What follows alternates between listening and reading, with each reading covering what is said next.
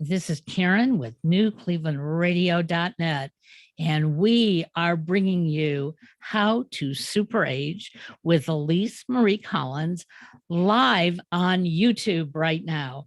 This is a first, Elise, so I know sometimes we have some internet connections that sort of go a little haywire on us. So to all of our listeners out there, just, bear with us, especially because it's very rainy and cloudy here in Cleveland. What's the weather like in San Francisco today?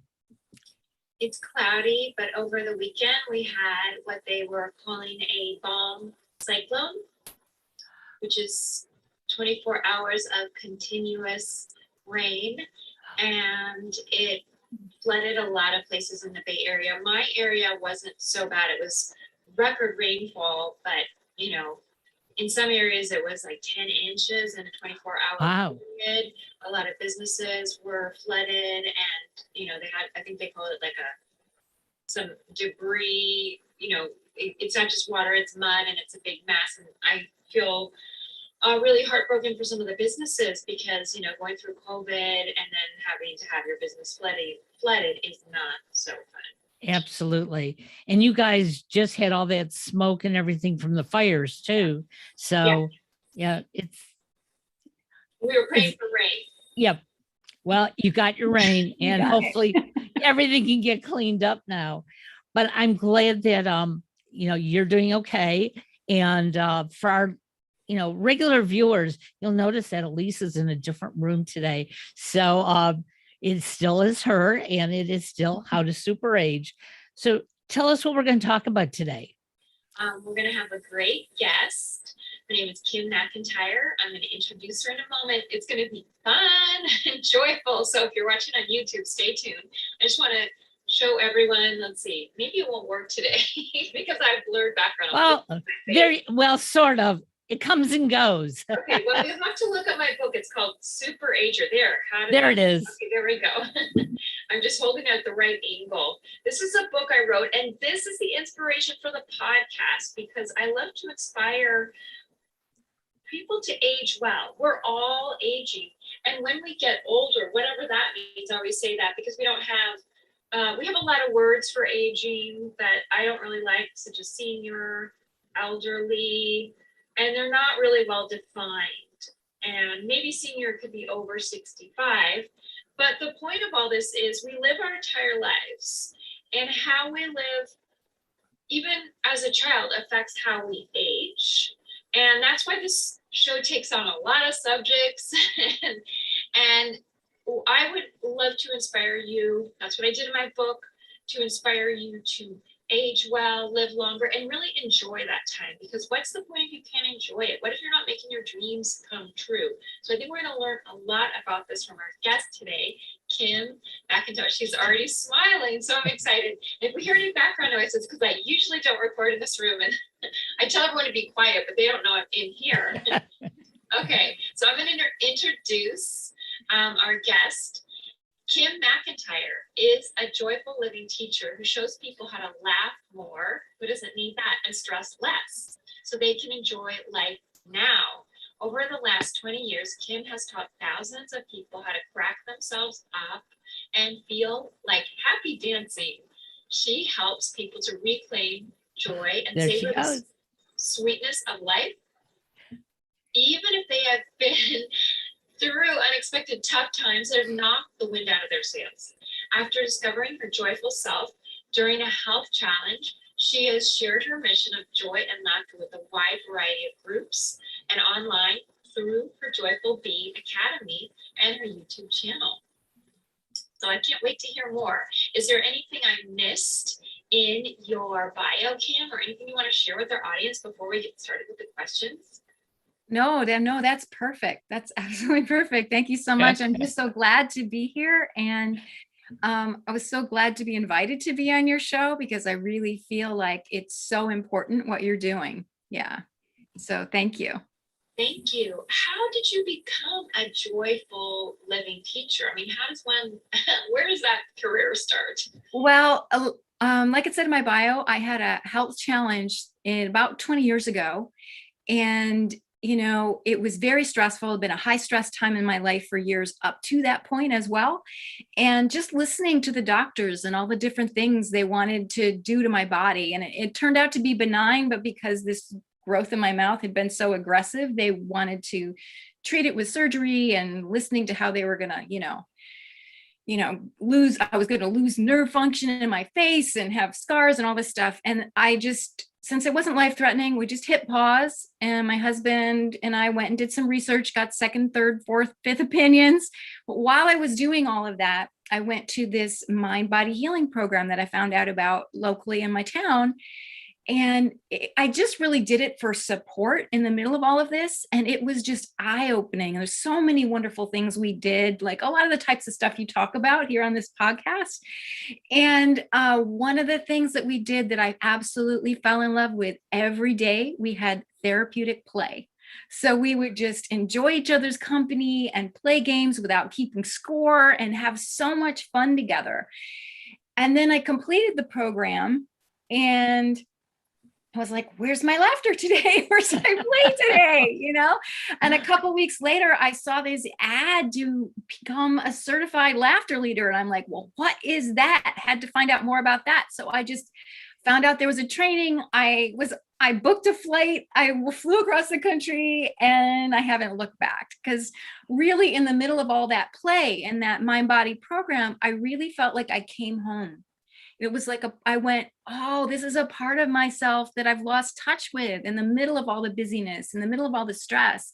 And I bet a lot of other people have lost touch with it too. So I began teaching what I'd learned, and it's the most fun thing to do. So, yeah. Wow.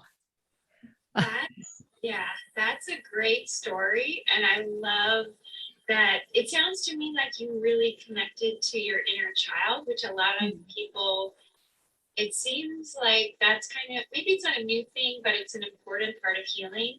It sounds like for you, it happened so naturally and so seamlessly, and you really followed it just like a kid, just, oh, I'm going to do this. So it's funny because at that time, like back in the 90s, I was doing all this, I was going to therapy and doing a lot of things, and it was all like giving love to my inner wounded child, right? And, giving love to the trauma or the different shyness or the different things I experienced as a child. And this was like a different part of my inner child, like my inner playful self, which actually I have a background in theater as well. And that's what drew me to theater, and that feeling of being part of a theater family where we're creating this play together and we're doing this thing and we're play acting and having fun. And I had, in the decade of the 90s, completely lost touch with that. I'd gotten away from theater, wasn't doing it anymore. And I'm still not. I'm doing professional speaking, which is sort of like theater, sort of like a one-woman show, but for a different purpose.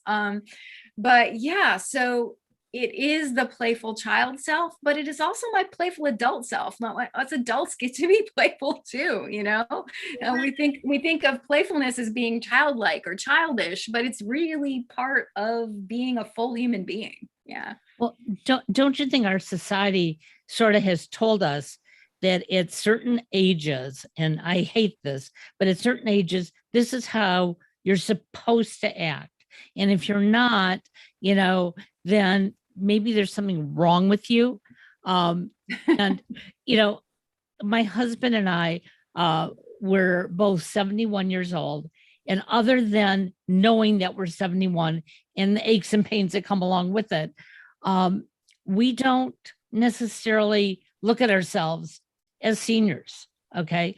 We just do what we like to do.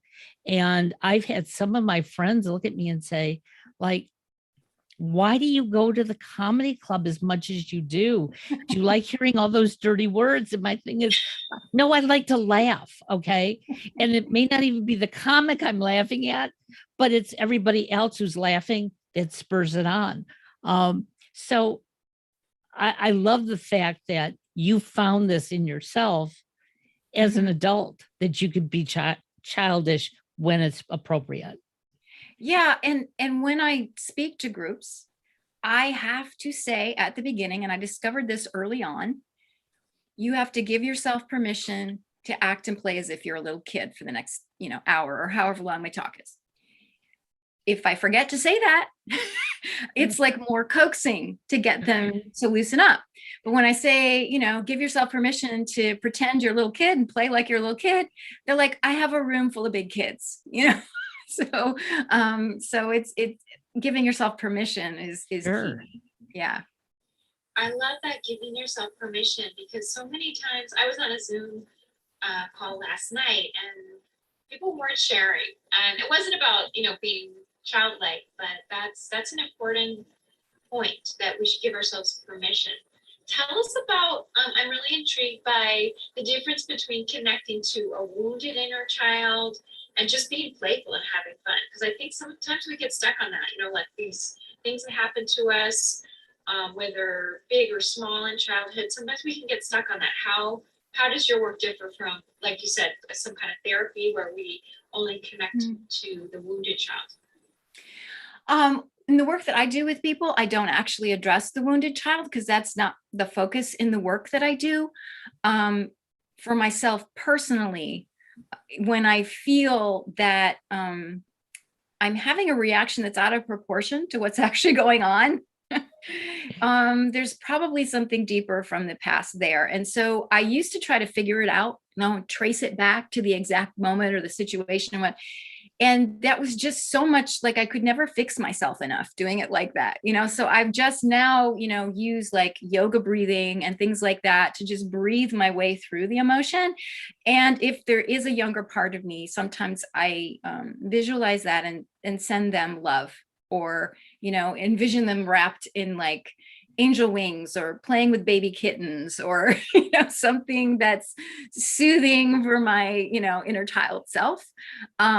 And in coaching, I might do that a little bit with one-on-one coaching with people, but in my big group programs, I don't really address the inner wounded child. I'm like trying to get people to recognize the playful side again, because our society is so focused on fixing the wounds, or, not that they're not there and that that's not important, but the joy, the laughter is sometimes seen as frivolous or not really needed. And it is the essence of what can help you, really. Is having that space for that. I think a big mistake a lot of people make is say, oh, I'll have time for joy, or I'll have time to do some fun things, once I get past this stressful thing, or once I, have less stress and overwhelm, then I'll have space for laughter and joy. And it's actually the opposite. If you make more space for joy, for laughter, for fun, for things you enjoy, even just simple, subtle things you enjoy, then you have less stress. That's a counteracting thing to stress. So I think that a mindset that's not necessarily encouraged in our culture, but I'm trying to get it out there more, that, to have more of that in your life. Yeah. I love that. And what exactly, I have an idea. I practice laughter yoga, but can you tell our audience, define laughter yoga? What is it exactly? Because it sounds a little odd. It does, for some people, sounds a little odd. And if you look up laughter yoga on YouTube, you're going to see all kinds of crazy stuff, right? And actually, the training that I did in laughter yoga, I found, like, if I was taking it into a big conference or a corporate environment, the way that it had been structured, it really didn't work, because it was just too far out there for people. So the laughter yoga that I teach is really just fake it till you make it laughter. It's mimicking the sound of laughter to get the laughs going. But even if it's fake laughter the whole time and the genuine laughter doesn't get going, it still makes a chemical shift in your body. It still lets go of the stress. It still lifts you up. It still gives you an energy boost just from doing the fake laughter. And I use it as a tool, as a self-care tool all the time. You can laugh for 10 seconds, 20 seconds. It is the fastest stress reliever that there is, to just laugh, And so, yeah, at the end of all my YouTube videos, this new series that I'm putting out there, we do a little laughter yoga at the end of every one, just to get that flowing for people. Yeah. Great. We'll put a link to your YouTube channel in the show notes. why is joy so important? I mean, you've touched upon some of the reasons we don't value it. Our society is, well, there's a lot going on that's pretty negative. So, I mean, is there any, you have so much insight into joy. I'd love to hear more of why it's important, because I think I need to hear it. Yeah, we all need to hear it. We all need to be reminded. It is the sweetness of life. It is good for your soul. It is good for your energy and your body and your well-being. And on your deathbed, you're not going to say, oh gosh, I wish I'd checked more things off my to-do list. It creates the memories and the experiences that we cherish throughout our life. And sometimes people think that joy has to be this big, huge, giant thing, right? So they think, oh, I don't have space for joy because it has to be, a big event, a wedding, a birth of a child, a big birthday party or something like that. But joy can be the sweetness of taking in the colors of a sunset, or appreciating with gratitude a deep breath and relaxing your body. I mean, joy can be much more subtle than we think. And people often pay lip service to, oh, enjoy the journey, or, joy is, stop and smell the roses or whatever. But if you actually look at how people are spending the moments of their day, you'll see a lot of chaos and stress and worry and tension. And joy helps you to remedy that, to balance that out. So that's why it's important, is it really soothes you and takes you to a place that is of higher well-being. We sort of talked about that same premise on another podcast yesterday. And what my take is on it is that our society has created what joy should look like. We've seen it in Hallmark cards. We see it in movies. You go to Facebook, and if somebody has, all these wonderful pictures of preparing for Halloween, you think, oh, look at them. They're so much better than me. And in the beginning, that's how I used to look at it. And I don't anymore. I look at it by saying to myself, I heard this quote, and I go look for the quote that all of a sudden makes me feel good inside. And now I share that out with somebody else. You're right. It doesn't have to be this big glamorous thing. It can be just this little token that just seeps into your body. Yeah. I think I saw a study recently that said actually gratitude and joy kind of feed off each other. Gratitude fuels joy and joy fuels gratitude. So, just at the end of the day, for me, I sit with my gratitude journal and I write out the special moments that I'm grateful for that day. And it gives me a sense of, oh yeah, that was really cool when I got to hug that person, or, just laying and listening to my cat's purr really was soothing, or, just the small, beautiful moments that we sometimes miss when we're so busy trying to get to the next moment that we don't see the moment that we're in. What are some tips for joy that you would give to somebody who's maybe living alone and doesn't have a pet? I know that can be almost like a spiraling out of joy. Is there anything that you do to work with clients like that, or do you have clients like that? Well, I think you just have to be creative and find ways to connect with other people. You're 30 times more likely to laugh when you're other people than when you're by yourself. So that's why they put laugh tracks on, movies and sitcoms and TV shows. There's that group energy to it. So maybe it's looking on meetup.com to find more groups that you can be a part of, because a lot of groups on Meetup have shifted to doing stuff on Zoom or doing things on different platforms online. And, as things are opening up more and more, to just find more clubs, more things that you can go that the activity itself is something enjoyable for you. If you like crafts, or you like drinking wine, or you like, walking, doing nature walks or whatever, then you can also have the group part of it as well. That's also enjoyable, that you get to connect with other people. Yeah. And when you're by yourself, to find what is soothing and lovely for you on your own. Is it having some extra time for meditation, or is there a particular stand-up comedian who's, Netflix special, or you could watch over and over and over again and make you feel good. It's basically having that awareness to know what makes you feel good so that then you can seek that out. Self-knowledge. Yeah, that is so important in joy. And if you do know somebody that is maybe living alone or has a disability or not connected to the internet, bring them joy too, because I think in this time visiting people, we're hopefully experiencing more love and care for our elders, so to speak. And one of the things I read was that joy reduces pain. Can you tell us about that? How does that work? Well, it's actually, I think laughter actually reduces pain. And there've been several studies that have shown that.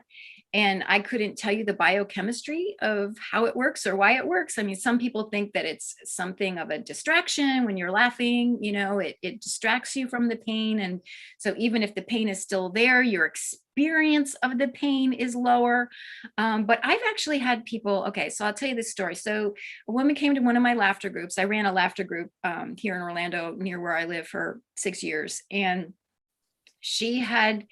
I had told her that laughter was good for pain relief, right? So she goes home and she starts to get these painful leg cramps that normally would send her to the emergency room. And she was about to pick up her phone and call her daughter and say, hey, come get me. You got to take me to the ER. And she said, well, Kim said that's good for pain, so I've got nothing to lose. So she did one of the techniques that I taught, like full out, and her leg pain went away, and I've had a number of people say, somewhere in the middle of all the laughing, my headache disappeared. So I've seen anecdotal evidence of it, but yes, there are different studies out there that say that it is helpful for pain relief, and scientifically, that is the most proven benefit of the benefits that are out there listed on the internet. Yeah. It's interesting that you should bring that up, because I happen to have been in the ER on Friday with a horrendous pain that nobody can really explain to me how it started and why it stopped. But I could not understand the doctor who kept coming in and checking on me to tell me I was going to have one more test. And the last time he came in, I just looked at my husband, and the two of us just started giggling. And it was like, we have no idea what's going on. And, he just said something to us, and it's like, and I'm still in pain and I'm laughing. And then they come in to take me for a test. And the orderly said to me, how are you doing? And I said, I'm not in pain anymore. I mean, it was just that quick. And coming into the ER, I had to come by ambulance because I could not walk. I mean, it was like I lost all function. So I didn't know if I was having a stroke or what was going on. Right. But the laughter did it. Okay. Now, I will say a couple hours later, I still had some pain, and I didn't connect the laughter to it until you just talked about it. Interesting. Yeah. And, it's hard. It's a thing that's hard to prove.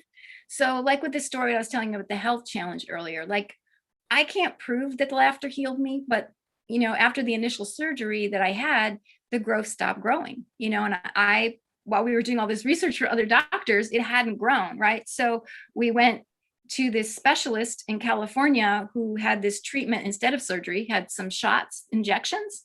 And I thought, well, let's try the injections before they, chop me up. And he looked at my jaw, he looked at my scans, he looked at everything and said, it has not grown in 4 months. Nothing has happened. Just get it checked every 6 months and don't take up boxing. And my husband and I had the same exact sort of cracking up in the doctor's office. Like we were laughing hysterically after everything I'd been through and all these different, consultations. Don't take up boxing was the advice. We just laughed and laughed and laughed. But, I feel like the laughter and the play that got introduced to me during that time period certainly played an effect on my mindset and how I faced that challenge in a different way than I would have otherwise. Sure. Absolutely. Yeah. And who knows, maybe that laughter did, give you a respite from the pain for sure. Absolutely. I agree. And one thing I've noticed about practicing laughter yoga, I was doing it really regularly. One of my professors, when I went to school to study gerontology, he did laughter yoga, and we would do it every week. And I did it throughout the pandemic. I haven't been doing it as much with a group, like you said, and I found myself laughing more easily. It's very almost like the more you laugh, the more it grows. So Yeah. Yes, it is. It's kind of like working out your muscles. The more you use them, the stronger they get. And Yep. it's like working out your laughter muscles. It's like you start to see funny things around you when you're practicing laughter yoga regularly that you might not have noticed otherwise, just because it's like that laughter is in your system energetically. And it's like, it wants more, your brain wants more of it. So yeah. yeah. And sometimes when you first start the laughter yoga, there's those moments, and maybe it's almost like having weak muscles. You don't feel your muscles, and the laughter teacher is like, ha ha ha ha, and you're like, huh? It's like you're so weak. But then once you start, you just can't stop, and you're laughing, and there's a whole group of people laughing, and it seems very silly. But if you're doing it, you know how good it feels. And yeah, I'm gonna start watching your YouTube channel, I think. Yeah. I'm remembering how fun it was. Yeah. And one of the things that I discovered, and I kind of combined what I'd learned from that mind body healing program with the laughter yoga. So I would often start groups with some play where we didn't keep score necessarily. So there wasn't that stressful scoring competitive element, but we would be playful, and out of the play, the laughter was already happening. So it was kind of like warming people up a little bit before we actually got to the laughter yoga. And so I just found things that worked a little bit better than what I had necessarily been taught in my initial training. And yeah, like in my initial training, we would do this whole laughter chant, ha, ha, ho, ho, ho, ho, ho, ha, ha, ha. And, that's great fun for us in the training. But for some people, that was just a step too far. What is this? What am I chanting? And, and I'm from yoga, so chanting's like fun, and like chanting, that's what a great thing to chant. Ha ha. But not everybody looks at it that way. So I found ways to kind of ease people into it more. Yeah. That's great. That's a great idea, because I know those chants. I think some of the teachers that I've studied with have done those, and I've seen them online. But yeah, I know what you mean. Once you get used to it, it kind of comes in seamlessly. But at first you're like, what? It does work, and I've done it at meetings too. Because it's like sometimes you just need it to lighten up. We don't have time for a game. But I love the idea of playing some games. So I'm gonna think that over, some little games, and maybe have some more tips on your YouTube channel. Yeah, like the games that bring out the most laughter I've found are ones that are more interactive, like guessing games and things like that. Like if you're looking to have more laughter in your life, that has more power in it usually than sitting around a Monopoly board. Although if you're playing with people who make you laugh, playing Monopoly can make you laugh too. So, it's really the company that you're with. But yeah, bringing in some games is always a good idea. I love the non-competitive games. I remember when my son was in preschool, we bought a game that had some dice that had just colors. And there was these snails, and you just moved them. I don't know if you've ever seen this game. So if you got green, and you picked a color, and so the snails were just moving along, and you would move like 2 green or something. I can't remember how it exactly worked, but you were just moving all the snails, and nobody really owned a snail. They were all just going to the finish line. So that's what I always remember when I think of non-competitive games. Yeah. And play can look different for different people. I mean, it's what makes you feel good, and as you're talking about super aging, I think of my mom, who started jogging and running 5K races when she turned 65. Oh, I love it. She ran well into her early 90s. She passed away a couple of years ago. But for her, there was this joy of she'd go to these races and she'd connect with all these runners, and she'd feel this satisfaction. She had quite a collection of trophies and medals, because she was often like the only female in her age range running. And it was just so inspiring to me to see her take that up at, age 65, and my sister would always kid like, well, I'm not jogging because I don't have to start till I'm 65.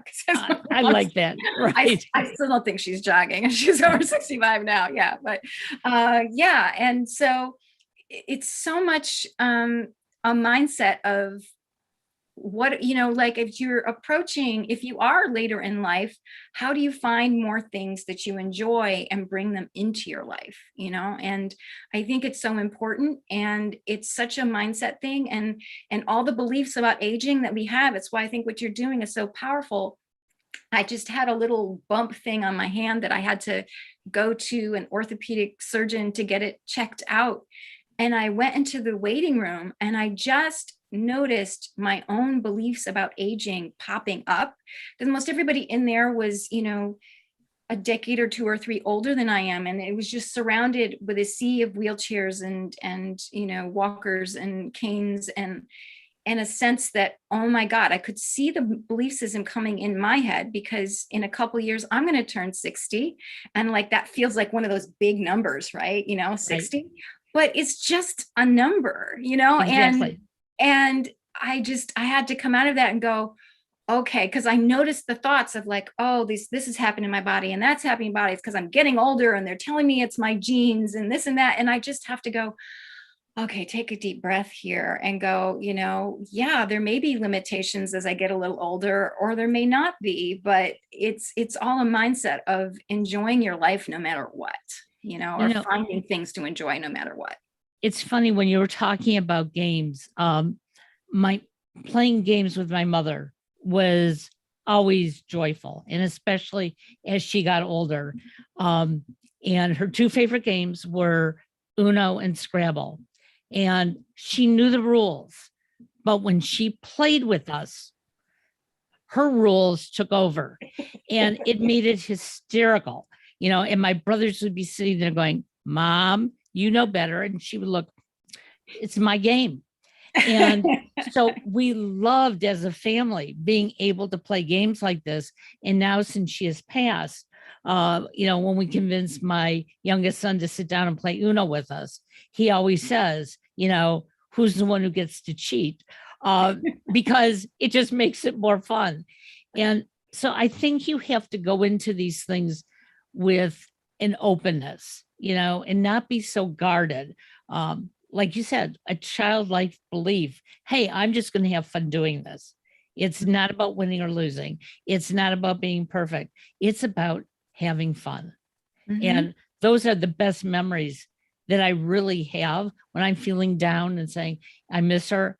I'll think of an Uno game or a Scrabble play. And it's like, I can just smile and go, yeah, you're doing that up in heaven right now. I love that. That's beautiful. Yeah.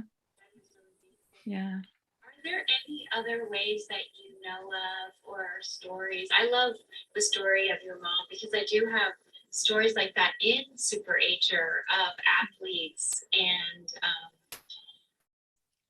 older adults from 50 and beyond doing things, making your dreams come true and just having fun. Like you said, do you have any other stories or ways that joy helps people to age well, and even how it helps us to be healthy? Because let's face it, when anything that puts us away from stress and towards joy is going to help us age well.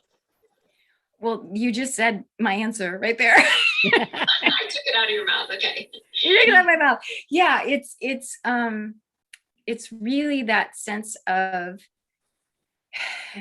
for me, it goes back to the give yourself permission thing again, and realizing that it does have powerful benefits, that it's not something frivolous, that it matters. And I think as you get wiser, as you get older, you realize what really matters and what really doesn't.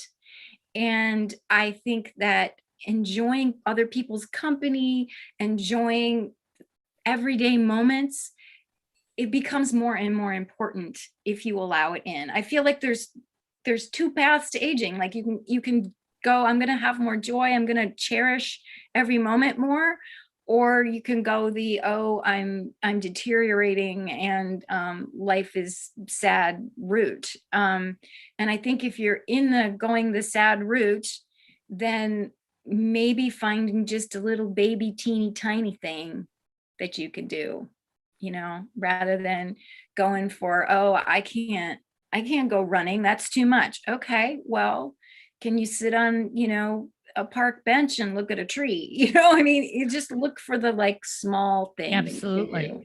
Yeah. And, whether you can run or walk, I have another individual we've been podcasting with, and she's she's getting out of a wheelchair again for the second time in 20 years. But she still can't walk very far. And her biggest desire is to go to the zoo with her granddaughter. And I said, you don't even have to be in the wheelchair, because at the zoo, they have these, at least at the Cleveland Zoo, they do. It's like a big walker, okay?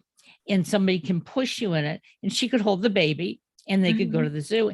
And as soon as I said that to her, it was like, never thought of that. Because her image was she was going to walk through the zoo with her grandchild. And she said she just can't do it. And I said, but you can still go.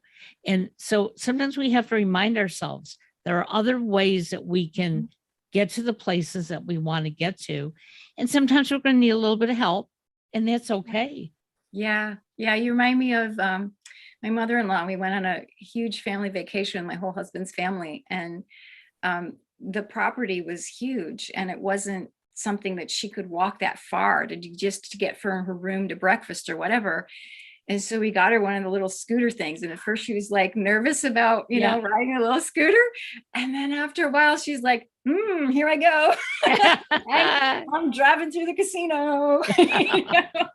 Yeah, it was really, really great to see her have that freedom and to be able to do everything with the whole family and see her great grandchildren playing in the water. And it was really, really a beautiful thing. So yeah, sometimes we may need to get a little bit creative.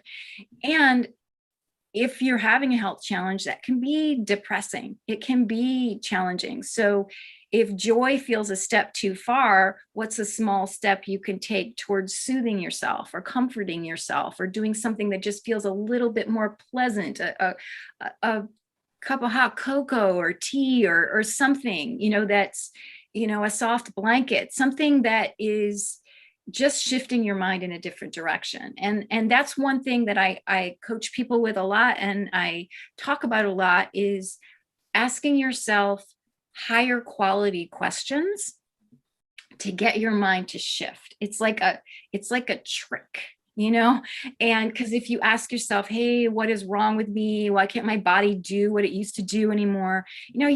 Your brain's going to answer you with a bunch of negative answers that aren't necessarily helpful. But if you ask yourself, well, how can I get creative about this? Is there another way that this can happen? Or what would be enjoyable to me right now? What one small thing would be enjoyable to me right now? Asking yourself a higher quality question like that automatically shifts your mind in a different direction. And that's why my free gift on my website is a series of questions that help you get in touch with your joyful self, your authentic joy, because I feel like the power of questions is so wonderful. I use it throughout my life. I have here I'm at my desk. I have my little sticky of questions to help me, doing my work. What do I need to be able to do this? How does this still get done? What if this could be easy? I mean, these are questions that I ask myself in the course of a work day. So you can use higher quality questions in such a number of ways, and it's a technique and a trick that I highly recommend people experiment with. I love that. Yes. Yeah. Brilliant. So we will have that link in the podcast notes, because I'm definitely going to look up I did see that, and I'm going to sign up because I need to ask more high quality questions. Yeah. And those questions are specifically for joy, but you can transpose them and use those types of questions in all different sorts of situations in your life. Yeah. Very good. It's so true. We often focus our questions on the negative when they could be more open-ended. Mm-hmm. I love it. Can you tell our listeners where they can find you? And especially if they might be listening and not able to look and click on links. Right. So my website is joyfulbeing.com. And if you want to go straight to receive those questions, it's joyfulbeing.com/questions. My YouTube channel is Joyful Being with Kim. So if you search those 4 words in YouTube, you'll see my face come up. Yeah. And on there, in addition to the current series I'm doing, Inspiration and Laughter series, I also just have a whole bunch of playlists on different things, positive food for thought, stress relief, different topics that they can enjoy with the playlists that are on my channel as well. I love that. Wow. Yeah. What a podcast the two of you, brought to us today, because, I'm sitting here in Cleveland, Ohio, where it's very cloudy. I mean, it looks like winter, even though it's fall. And last week at this time was 80 degrees outside. So we've been spoiled. And, I have seasonal depression, but I'm determined this year not to let it get to me.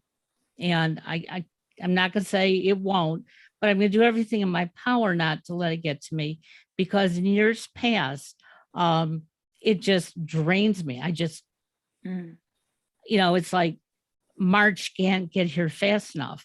Well, I don't want to wish my life away. And so, I've created some stickies as well. It's cloudy, but the sun is behind the clouds, to remind myself that, there is sunshine. And that's what you did for us today as well. So thank you very, very much. Oh, thank you, Karen. That's very beautiful. I love that. I'm going to put that on a sticky too. Okay. Although I live in a sunshine state, it does rain a lot here. So. And you have hurricanes too. So hurricanes. We're almost through hurricane season. Yes. Thank God. Thank God. Thank you so much, Kim. Really enjoyed it. It was joyful.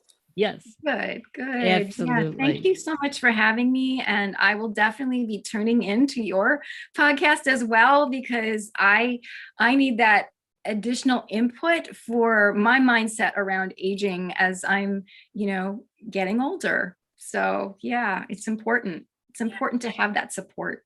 Yeah. We are evolving into our future self. That's what we're doing. Absolutely. Yeah. Have a great day, everybody. We'll talk